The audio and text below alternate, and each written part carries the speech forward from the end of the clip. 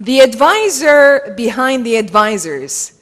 He's an award-winning international speaker and writer who was recognized in the years 2013, 15, and 16 as one of Europe's foremost futurist and industry disruption expert. Please put your hands together for the CEO of 311 Institute, Matthew Griffin.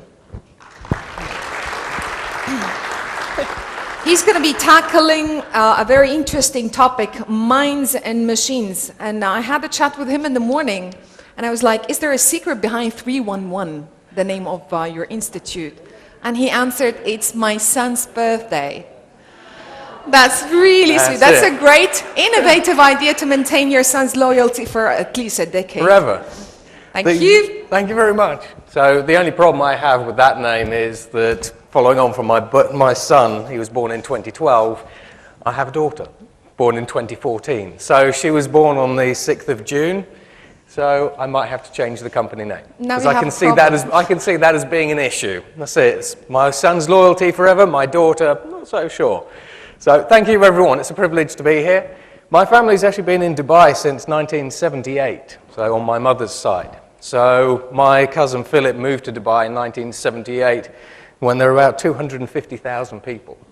He started an education company, and it took him 8 years to get to the point where he was profitable, him and his wife.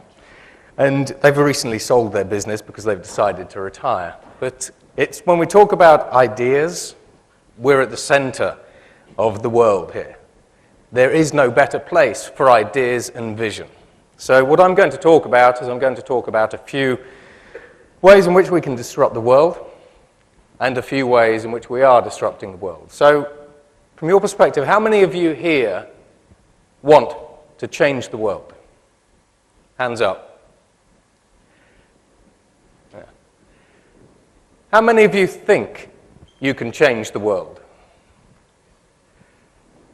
Excellent. That's a good answer. If you want to change the world, you've got to disrupt it. If you do things gradually, the world changes, but it takes a very, very slow and long time to change.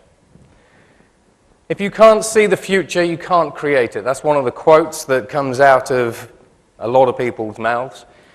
But when we're talking about innovation, when we're talking about renewal, when we're talking about growth, prosperity, all these sorts of things, one of the biggest problems that sometimes we have is really seeing what the future looks like. Innovation isn't disruption. So we talk about innovation, and we could talk about primary innovation, things that change the world. We talk about iterative innovation. 99% of people do iterative innovation, so they just take a product, they tweak it a little bit, and it's a new thing. But if you really want to change the world, if you really, really want to disrupt, then this is how you do it. So what we have is there are kind of three levers.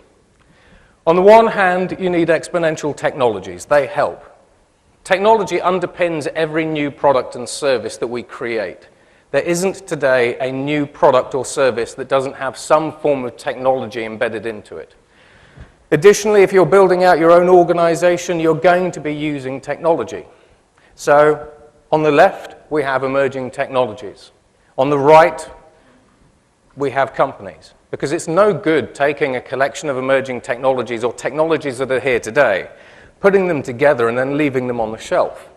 If you leave them on the shelf, they don't change the world. They're just a really good idea that somebody once had that's now gathering dust.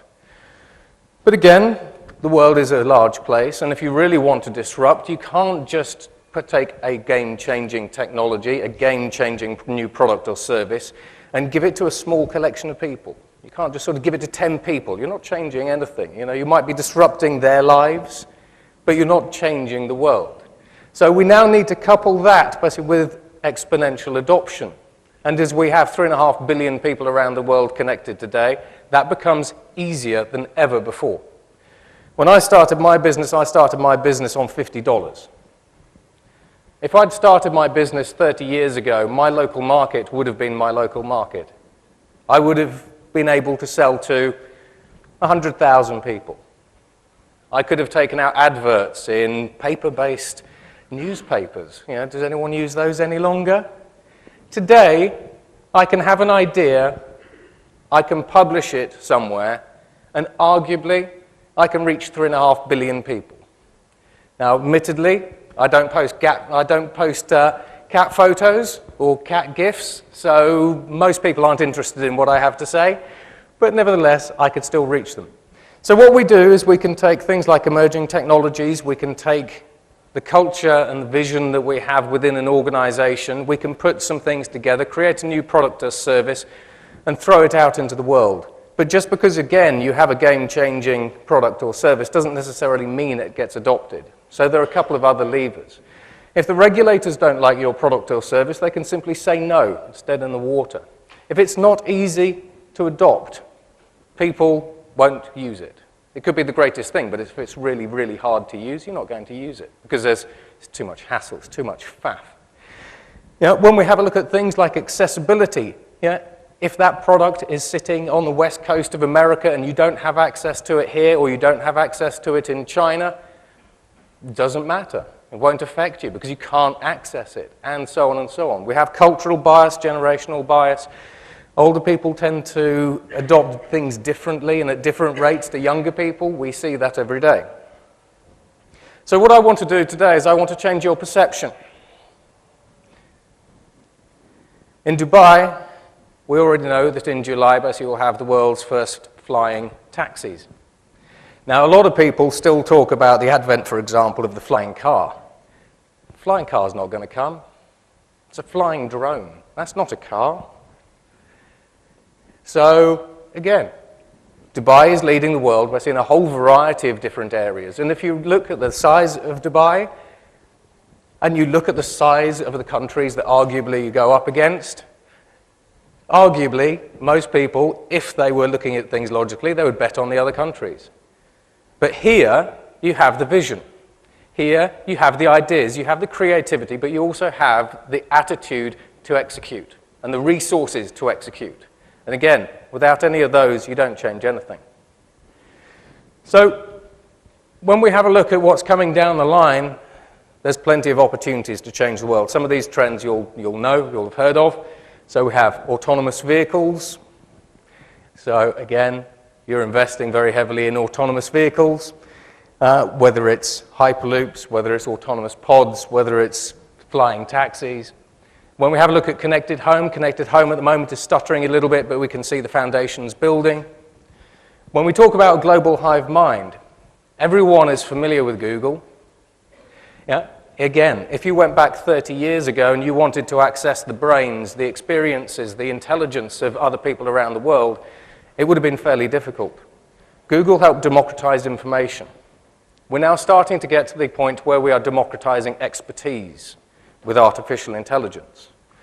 In addition to that, when we talk about things like a global hive mind, we're talking about machines that are now drawing on a global hive mind, but we are now starting to look at different technologies that can connect ourselves to computers and artificial intelligence. So we have a couple of other things. So in the future, you'll be able to plug yourself into a hive mind. What happens when you can plug yourself into everything?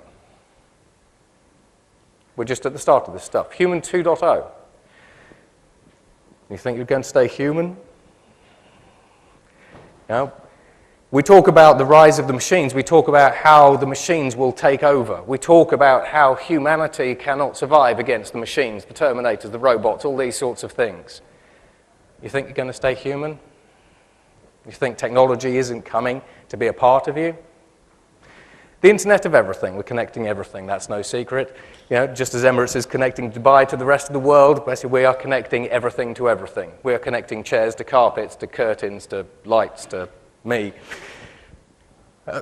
We've got the robo-revolution. So again, when we have a look at things like the robo-revolution, a lot of people might think that we're talking about robots. So I was in Germany recently giving a speech basically with some hedge funds, basically, and one of the organizers said to me, I had a CEO come down to me and said, robots.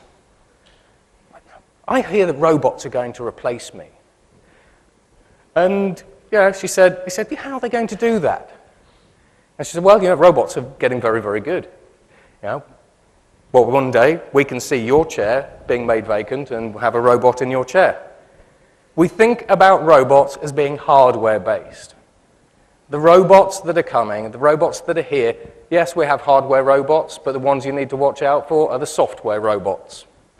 Automation. So when we talk about robotics now, when we talk about robo stuff, we're really talking about automation. And we're seeing that change the world. So I'll talk about that in a little bit.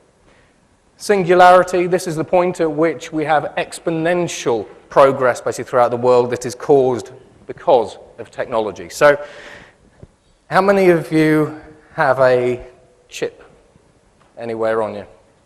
Cell phones, pacemakers. By 2045, the chip in your shoe, according to the CEO of SoftBank, will have an IQ of 10,000. And there is a question of how we measure IQs based when we're looking at chips and things. I'll grant you that.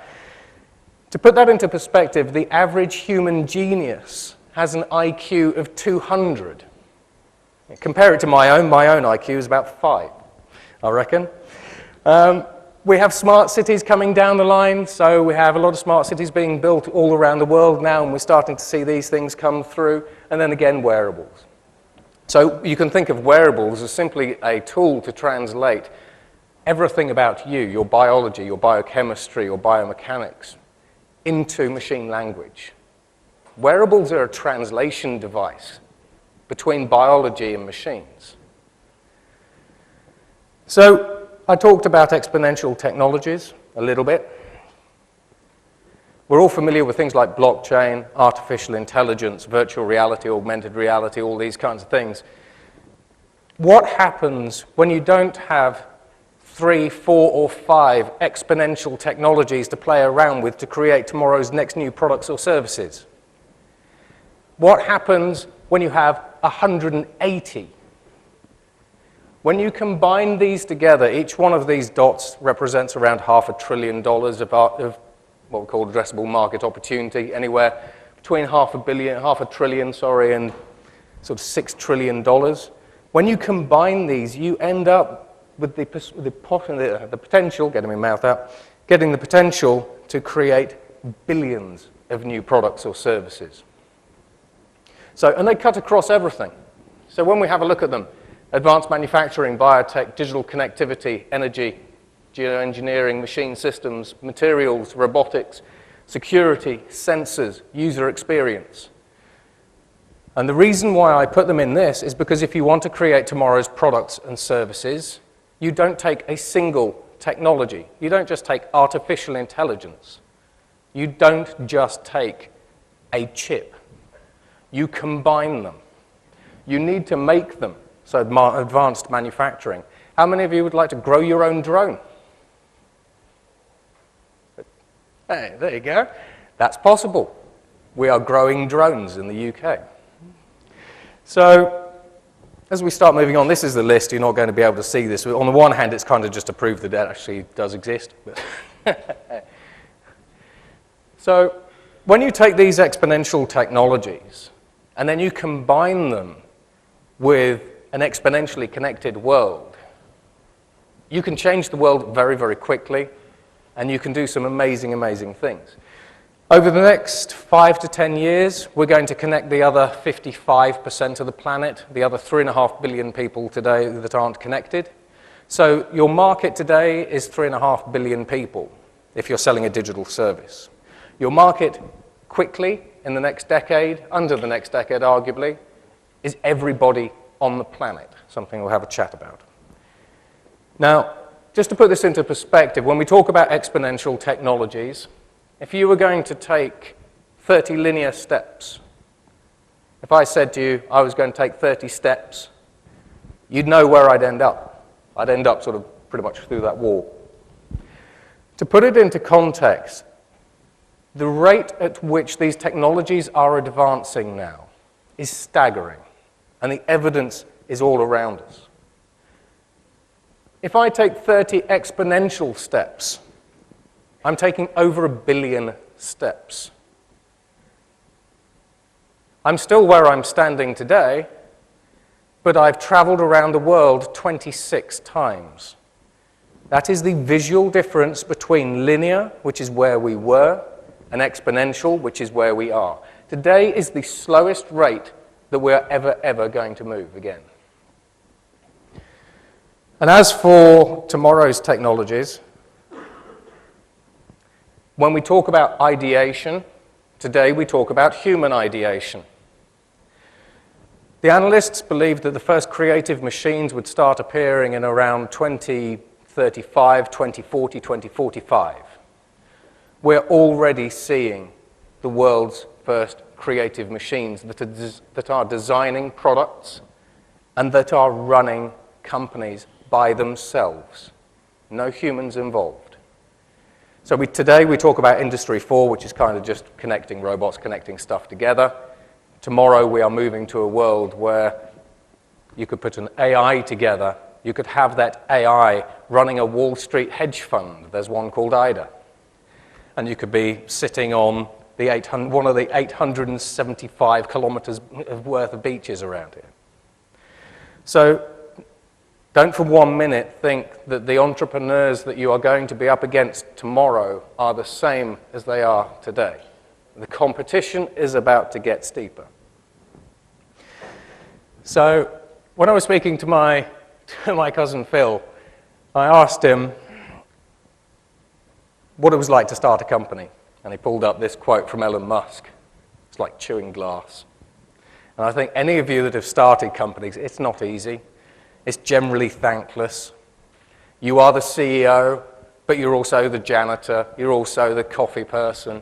You're also the CFO, the CHRO. You're the person who's doing the business development. You are the person who is doing everything. Being an entrepreneur, being a founder, basically, is not an easy thing. So there are two places we can start if we want to.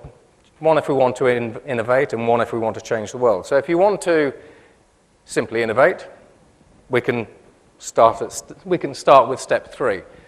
Discover, build, and you can stop there.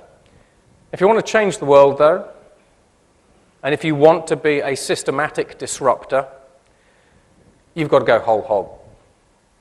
So you've got to look at your vision, you've got to look at your culture, you've got to be out there discovering things, you've got to act as an end user, you've got to build things, you've got to execute. And when we look at things like building a vision, it's a number of things. You know, if you're building a vision, are you building a vision for a year, 2, 3, 4, 5 years? Or are you building a vision for 20 years? You know, just as His Excellency mentioned earlier. Yeah. When you built the ports, when you built the airports, it wasn't a 5-year vision. It was a long-term vision. So how long are you doing for? Collaboration, discovery, framing. I won't go through all these really. Intersecting trends. Yeah? What are the trends of the future? Where are they intersecting? What's the next big mass market? You've then got to look at your organization's culture. The number of companies I go into and say, when you're talking about innovation, who is responsible in your organization for innovation and ideas? And they pull up their research and development department. And they'll point to a bloke called Brian and say, he's our global head of R&D. And his team's responsible. You say, yeah, but you've got 100,000, 2, 3, 400,000 people. What's everyone else doing? Oh, well, they've got a particular job title. They can't innovate. They don't know how. You're telling me, basically, that the only people in your organization who can come up with ideas is this small little team here that's sat in a cupboard, basically just offset to HQ? And they say, yeah, people can't innovate. You don't necessarily need to know how to innovate. If you know what doesn't work today, if you know what is bad, you flip it on its head. I hate that because it's really bad. Flip it. Because that is the innovation. And the number of organizations who are now starting to get to the point where they say, well, this is a really bad thing, so let's make a really good thing. Yeah, there's $1.5 trillion worth of new value that's been created recently simply by taking that kind of approach. When you're building your own culture, you've got to be putting the right behaviors in place. You've got to be communicating. If you have a vision at the top, but it's not communicated down to everybody, and if people don't buy into it, it's going to be harder for you to change the world and change yourselves. And in today's world, every single industry is changing faster than ever before. Then we get to discovery. So when we talk about discovery, that's the typical things: ideation, again, intersecting trends, value chains. Look at your own industry's value chain. Figure out what works, what doesn't work. Figure out where your competitors are weak, where they are strong. Attack them. It's easy. Again, when you are building products, think about things like consumer-led design. If you are building a product, and it's the world's greatest product, but it takes people 30 years to unbox it and understand how to use it and learn how to use it and everything else, it's going to sit on a shelf. I mean, imagine the iPhone. If every time you went to use your iPhone, you had to put in a bit of code, and you went into something like a DOS interface, you wouldn't use it. It could still do exactly the same thing that it does today, but again, things like interfaces, usability, all of this makes sense. Build platforms. Everybody is talking about building platforms. If you have, for example, at Mercedes-Benz, Mercedes, they used to sell cars. They are now selling logistics as a platform. Everybody is selling something as a platform now. Again, value chains. Experiences. Think about the customer experience. The companies that are the biggest now and the companies that are turning industries on their heads are the companies that think about customer experience to a staggering degree. And then execution. You've done all the easy work. You've now got your product and service. You've got to execute. Alignment, things like decisions. Delegate decisions down basically through the ranks so people can make fast, flexible decisions. It doesn't always have to go back up to the top of the tree. Ecosystems, innovation ecosystems, developer ecosystems. This is the way that we work today. Yesterday, if you wanted to tap into a huge amount of experience, you would go and hire people. You say, I have a lot of money in the bank, I want to go and hire a bunch of experts. You go and hire the experts, you pull them into your company. Most of the experts are not in your company. They could be anywhere. Experts now are accessible via developer platforms and other types of platforms. But you need to find the right incentive mechanisms basically to pull them in. Go to market. Are you going to sell direct or are you going to go via a channel? If you go via a channel, you're going to use a distribution channel. How do you get to market?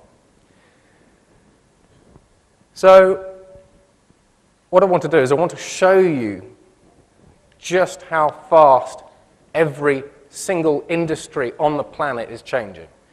Because when we look at our own industries, we'll all know how our own industries are changing to a little bit of a degree. And we feel some pressure from change and disruption, but what we don't necessarily realize is just how much change there is.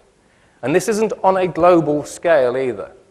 This is on an intergalactic scale now. So you'll see why in a bit.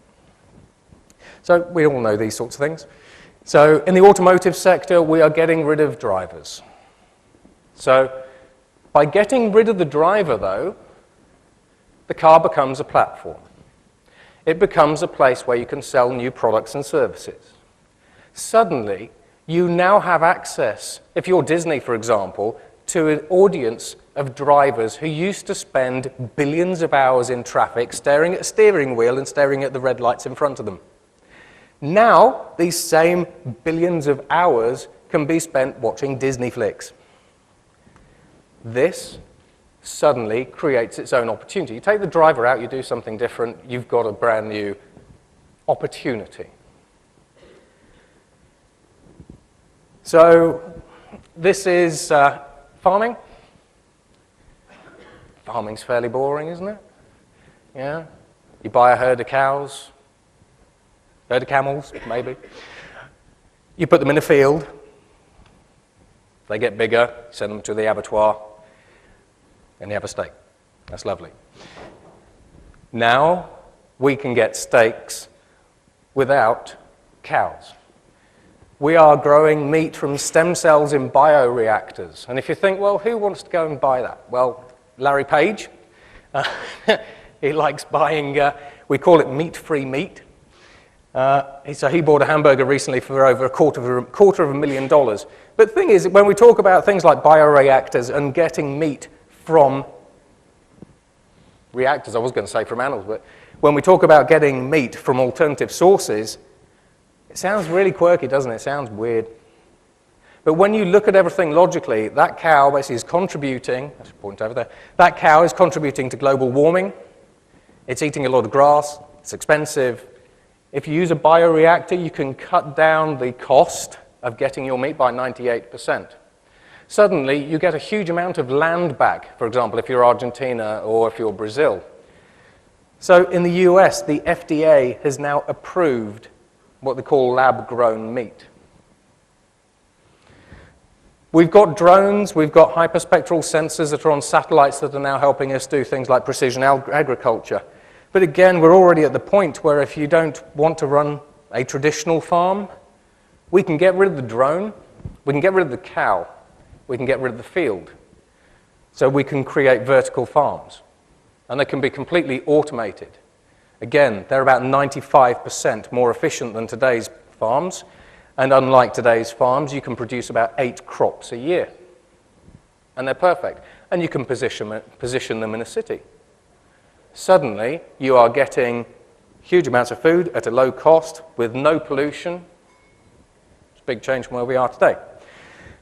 In the world of civil aviation, on the one hand, basically, we're going to the heavens. We are now starting to explore things like space tourism.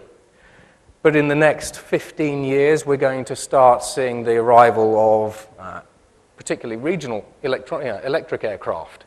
So if you have a look at the CEO of Rolls-Royce, Boeing, all those kinds of guys, basically they are now starting to get to the point where we're talking about electric aircraft, but regional electric aircraft that can, in this case, carry up to sort of 30 people, and we'll go on from there. But that particular innovation is only made possible because we've got brand new batteries that are 3 times more dense than they were a couple of years ago. So again, you have an idea, technology sometimes helps you execute it. New composites. If you want to go hypersonic, we've got new materials that will help you build hypersonic jets. When we talk about communications, if you wanted to disrupt the global telecommunications industry within 5 years, 20 years ago, you'd have had to lay down a lot of fiber, and it would have cost you arguably trillions of dollars to disrupt today's best and biggest telecommunications providers. Today, you take 3D printing, you bring the cost of producing a communication satellite down from about 20 million down to about $1 million, $500,000.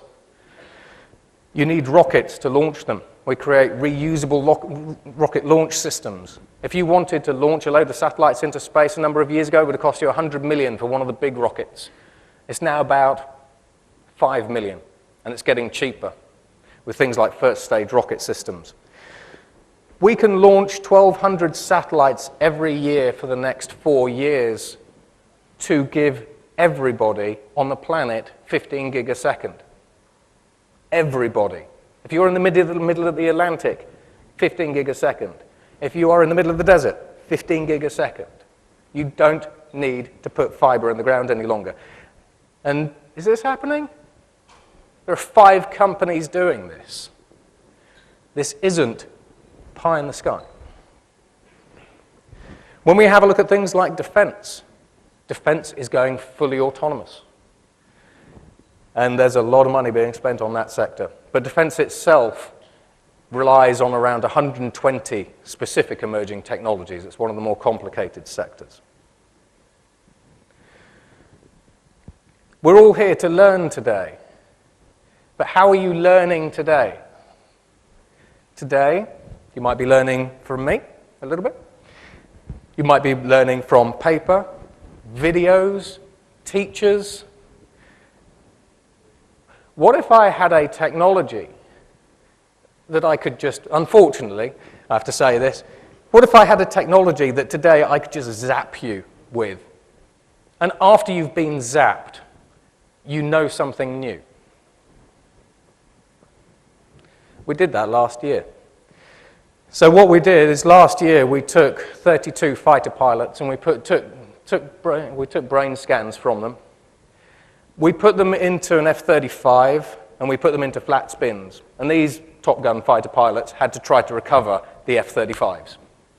And the Top Gun fighter pilots managed to recover the F-35s. They didn't crash. That's good. It's kind of their job.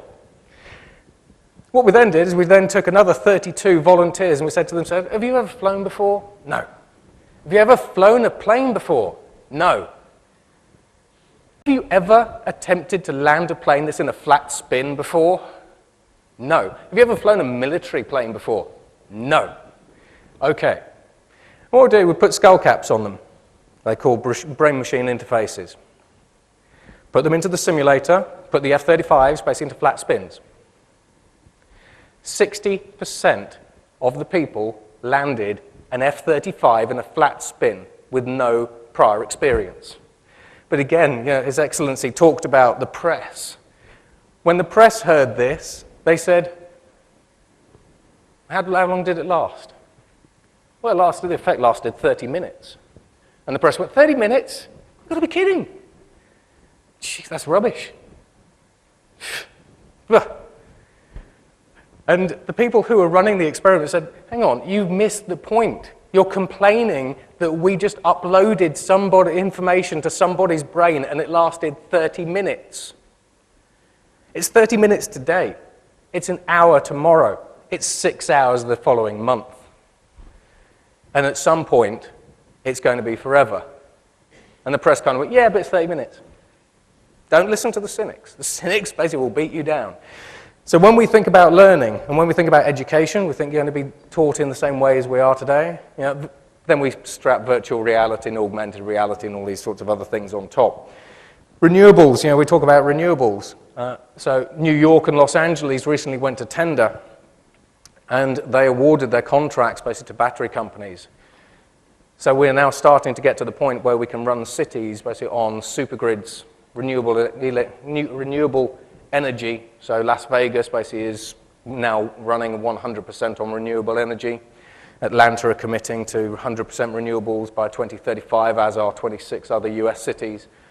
Renewable energy is getting better and better and better. We just recently broke some solar panel records. So solar panel efficiency at the moment basically was about 26%. It's now about 27%. Did you know that solar electricity is now the cheapest form of energy in 58 countries around the world?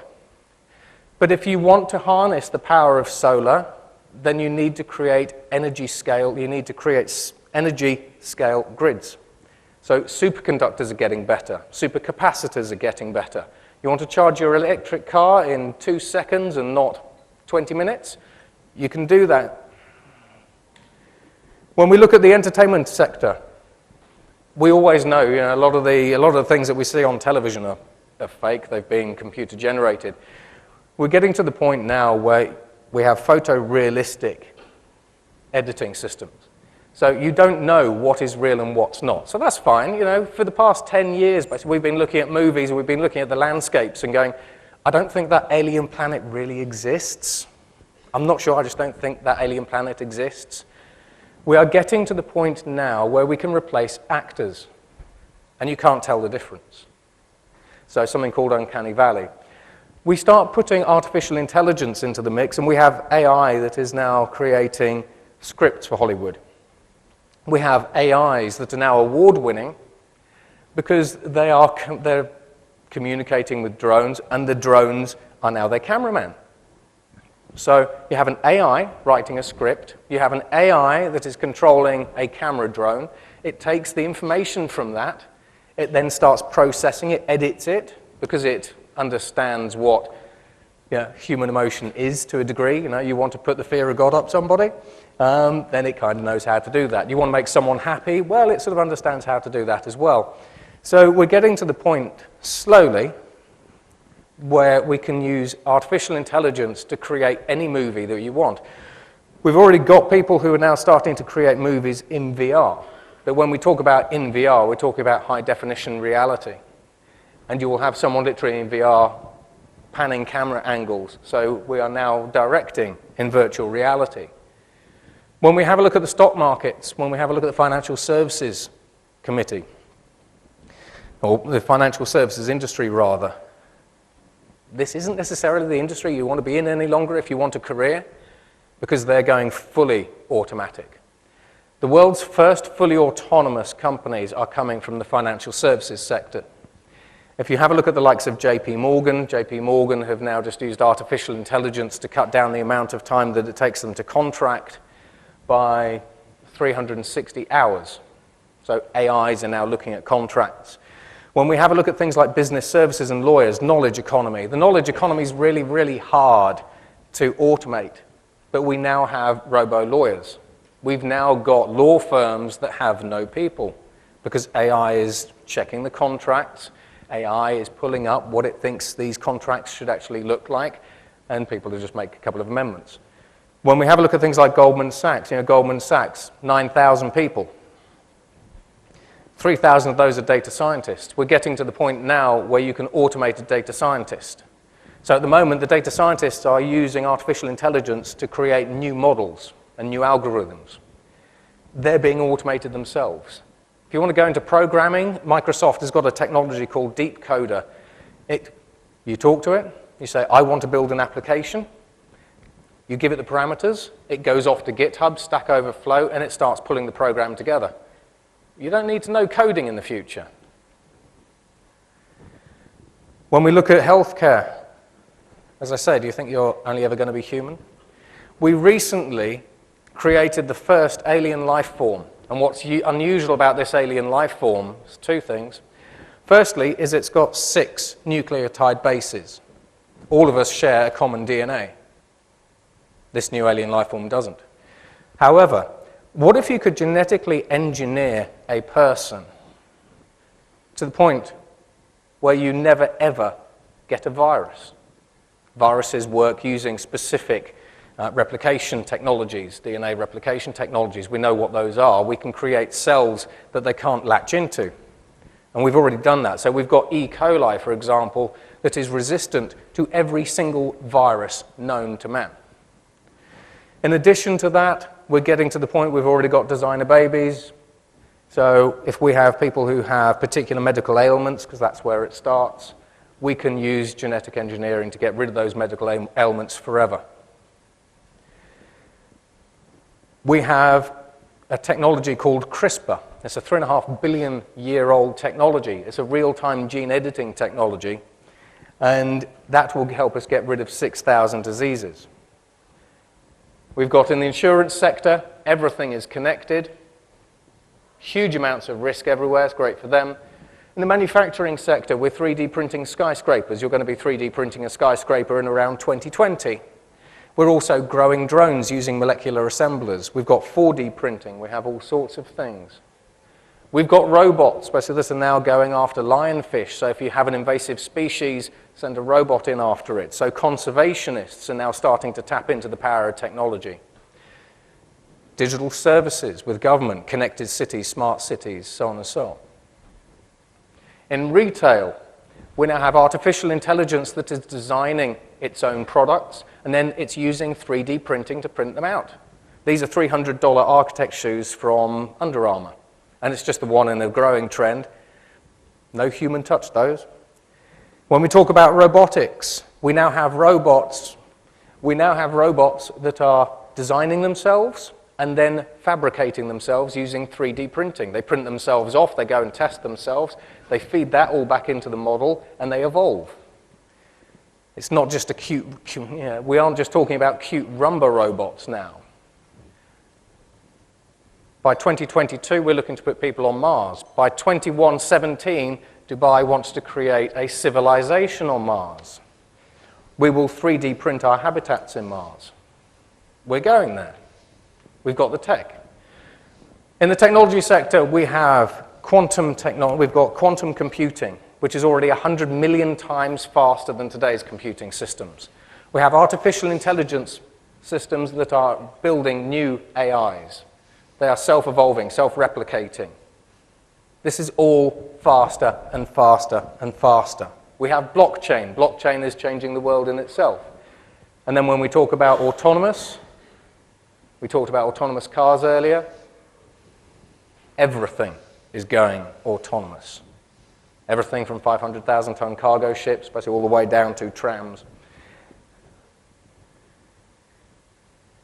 So what I would encourage you to do, as we sit here today talking about ideas and innovation, there is nothing that you can't do. If you can imagine it, you can build it. It's the resources that are how. Today, it is easier to be an entrepreneur than ever before. The cost of building a business has fallen by over 1,000-fold. The ideas in your head are unique. They're special. You don't give them up easily. If you want to build your own company, build it. People will help. That's all I have. Thank you very much. Matthew Griffin, CEO of 311 Institute. I really like the idea about Mars thing. I'm getting ready for that. Yeah. So you're going to have your trophy. Mr. Ahmed Al-Mullah, please be on stage. He's going to give you, thank you very much, your trophy of appreciation for this very interesting presentation. Thank you very much. I work in IT, so it's all interesting. Yeah. It's a... Yeah, thank you. One more time, give your hands for Matthew Griffin, the CEO of 311 Institute. I know that everyone is thinking right now, when is the break? It's break time, 15 minutes, and then we'll be back again. Thank you very much.